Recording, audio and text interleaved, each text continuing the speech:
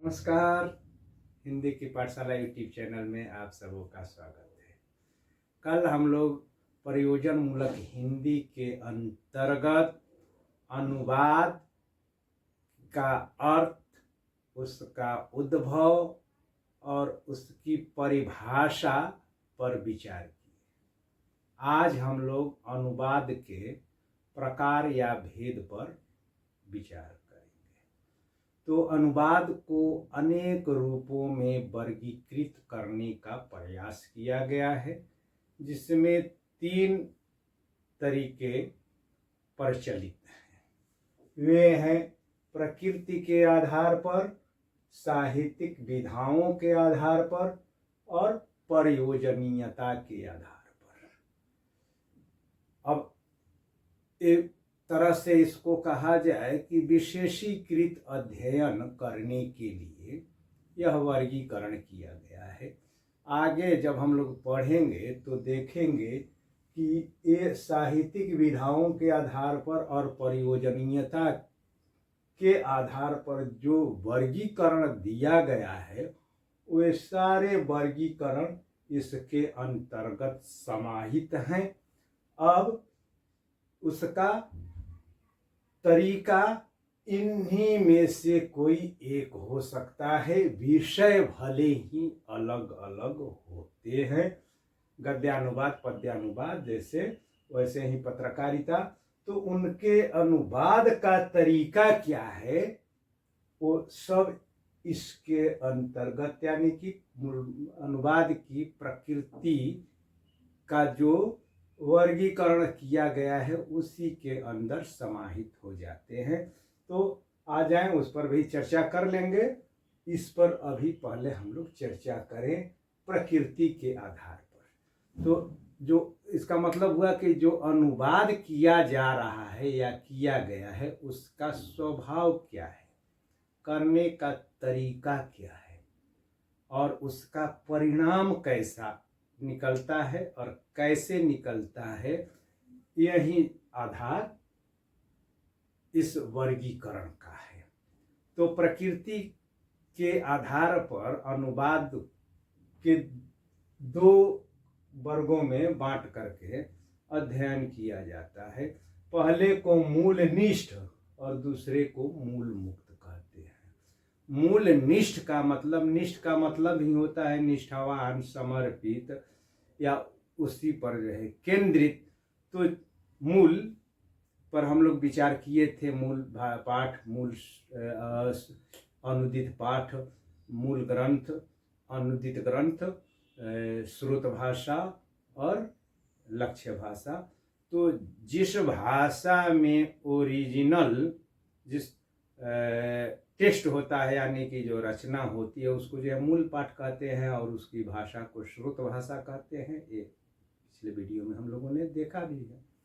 और जो अनुवाद के बाद दूसरी भाषा में या दूसरे रूप में, यहाँ भाषा और रूप दोनों का प्रयोग कर रहा हूँ, तो रूप जो ये आएगा या यहाँ पर एक आएगा रूपांतर, तो वहाँ पर कि परिवर्तन, रूप में भी परिवर्तन कर दिया जाता है। सिर्फ भाषा में ही नहीं वरन उसके रूप में भी परिवर्तन कर दिया जाता है। कहानी है तो नाटक में, कविता है तो उसको कहानी में, ऐसा भी रूपांतरण कर दिया जाता है। तो जो भाषा, दूसरी भाषा और दूसरे रूप में जो परिवर्तित हो चुका होता है, तो उस पाठ को मूल पाठ, अनुदित पाठ, और उसकी भाषा को लक्ष्य भाषा या टारगेट लैंग्वेज कहते हैं। तो इस आधार पर मूलनिष्ठ अनुवाद का मतलब हुआ कि अनुवाद का वह रूप जिसमें जो मूल रचना है उसका अंश, अनुवाद का जो भी रूप हो या उसकी भाषा जो भी हो, उसके भाव, यानी कि मूल पाठ के भाव को अक्षुण्ण रखा जाता है, उसके साथ ज्यादा छेड़छाड़ नहीं की जाती है।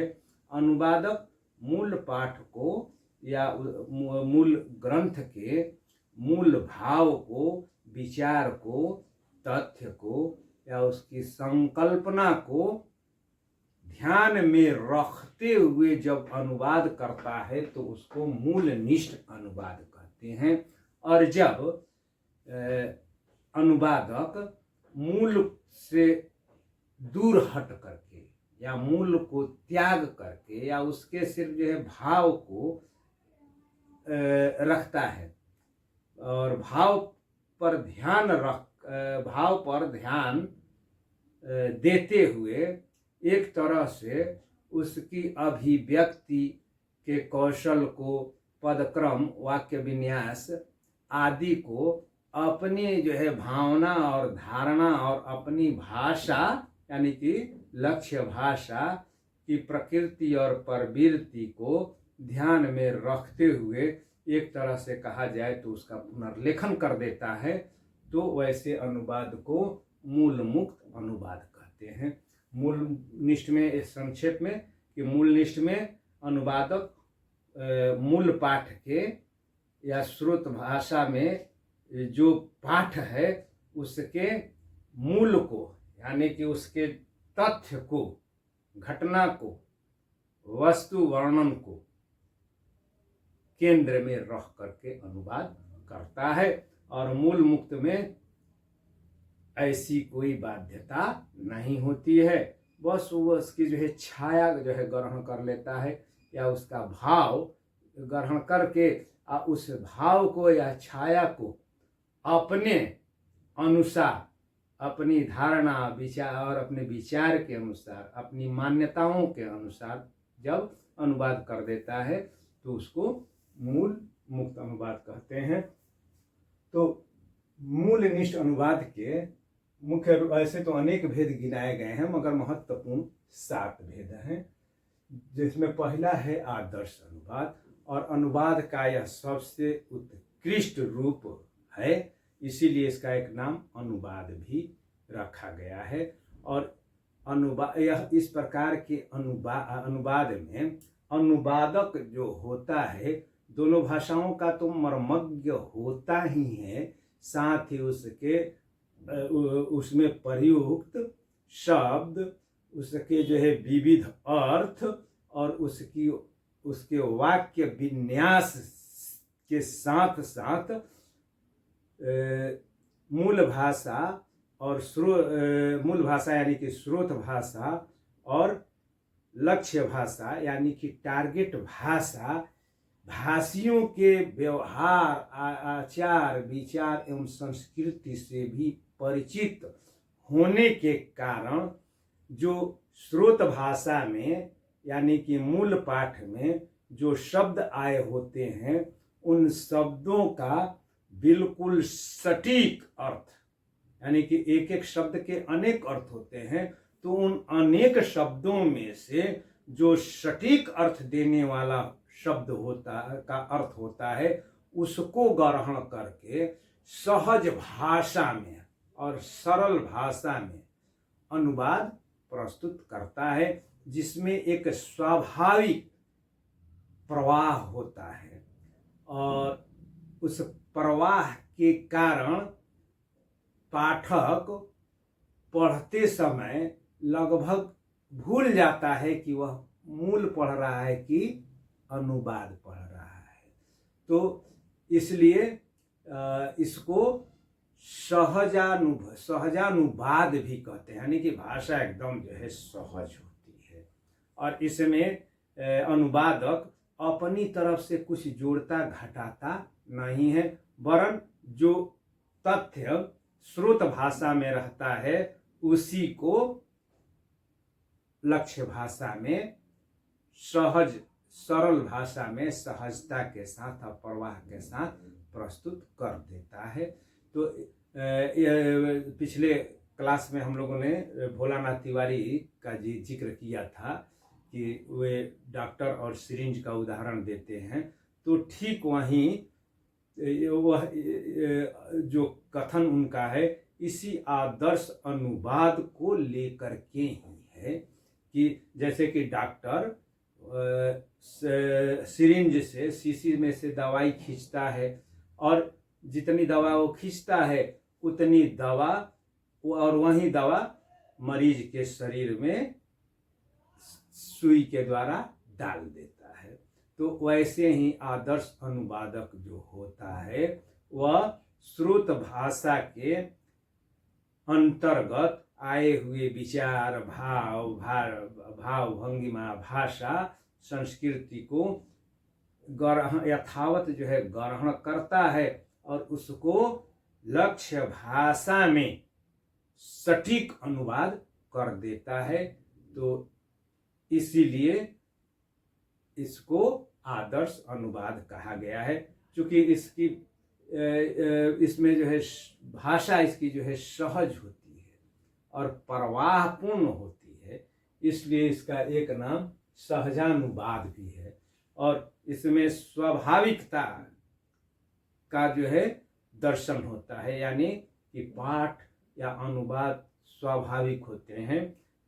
इसी प्रसंग में हम लोगों ने यह भी देखा था अनुवाद की परिभाषा में कि सफल और अनुवाद वही अनुवाद होता है जिसमें पाठक मूल को भूल जाए, यानी कि पढ़ते समय वह मूल क्या है उसके जेहन में नहीं आता है, यानी कि उसको आनंद जो काव्य के पढ़ने से जिस ब्रह्मानंद सहोदर आनंद की प्राप्ति होती वह अनुवाद को पढ़ने से ही उसको वो आनंद की अनुभूति होने लगती है। और जब तक वो पढ़ते रहता है बस उसी में रमा रहता है, उसको मूल की आवश्यकता नहीं अखरती है या मूल पाठ मेरे पास नहीं है इसकी कमी वह महसूस नहीं करता है। इसीलिए इस पाठ को, इस प्रकार के अनुवाद को आदर्श अनुवाद या अनुवादों में सबसे उत्कृष्ट अनुवाद कहा गया है। उसके बाद दूसरा प्रकार है शब्दानुवाद, यानी कि ठीक उसके विपरीत है।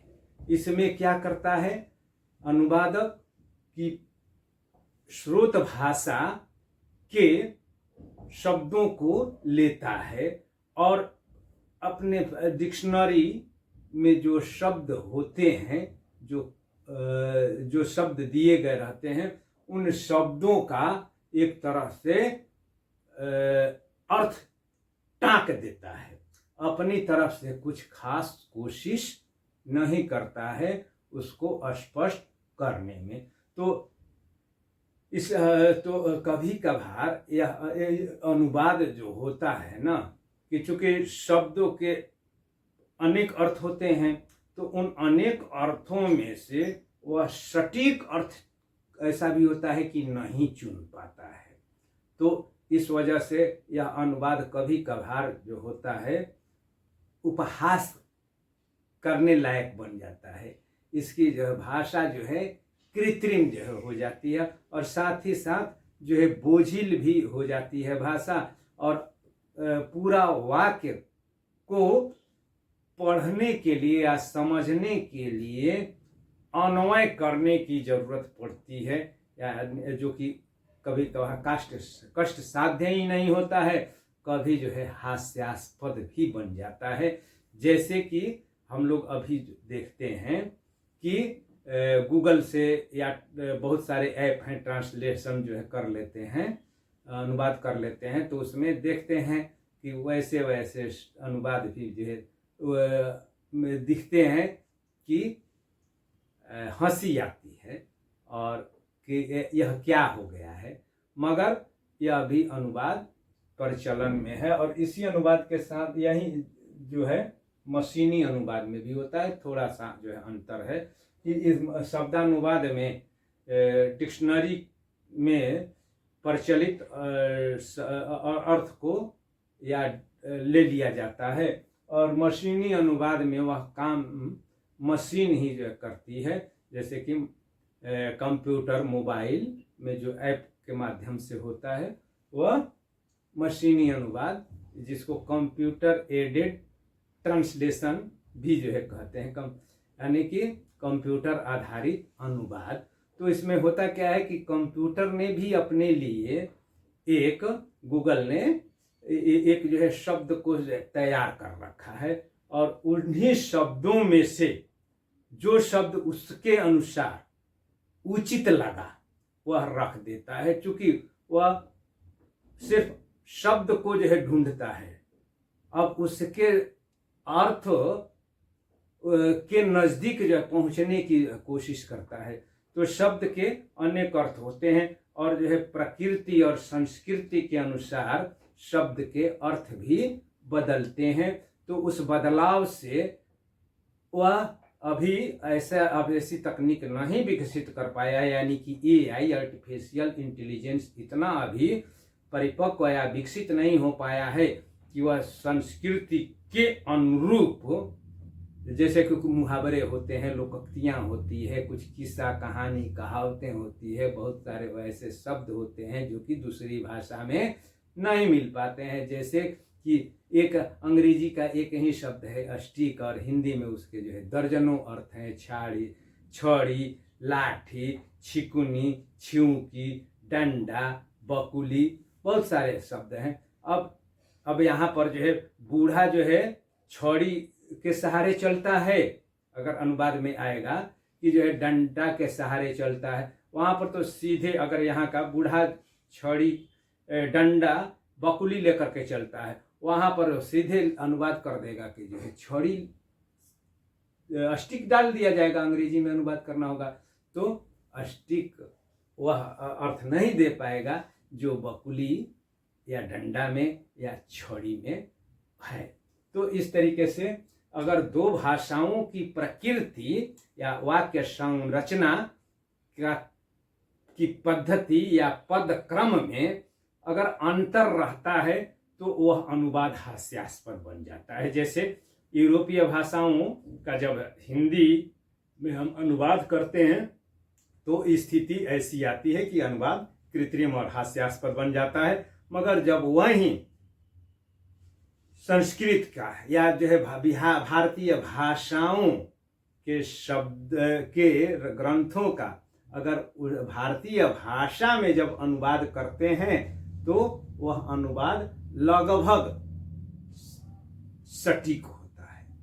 तो यही जो है शब्दानुवाद की विडंबना है कि शब्दानुवाद में शब्दकोशीय अर्थ दे दिया जाता है, जिससे कि कभी कभार वह उसका अनुवाद बोझिल भी हो जाता है। बावजूद यह भी प्रयोग में लाया जा रहा है उस स्थिति में कि अगर जो कहते हैं ना, something is better than nothing, तो अगर बिल्कुल समझ में ही नहीं आ रहा है, अंग्रेजी मुझको मान लीजिए कि तनिक भी समझ में नहीं आ रही है, तो उसका जब गूगल से हम लोग ट्रांसलेट कर लेते हैं तो थोड़ा बहुत जो है भाव उसका जो है समझ लेते हैं कि वह कहना क्या चाह रहा है।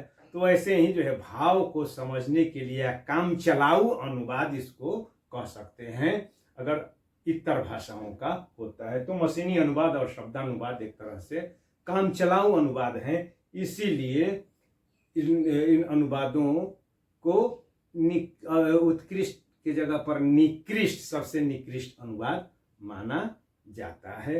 अब मशीनी अनुवाद हो सकता है कि भविष्य बहुत प्रगति हुई है, अब एआई यानी कि आर्टिफिशियल इंटेलिजेंस को अगर विकसित कर लिया जाता है तो संभावना है कि बहुत हद तक जो शब्दानुवाद या मशीनी अनुवाद में कृत्रिमता और हास्यास्पदता दिख रही है उससे मुक्ति मिल जाए। उसके बाद 300 या 300 प्रयोजनमूलक हिंदी की परीक्षा होनी है, इसलिए इसको तो देखना ही और देखने के साथ साथ अपने मित्रों के पास इसे शेयर भी करना है, जिससे वे भी लाभान्वित हो सकेंगे।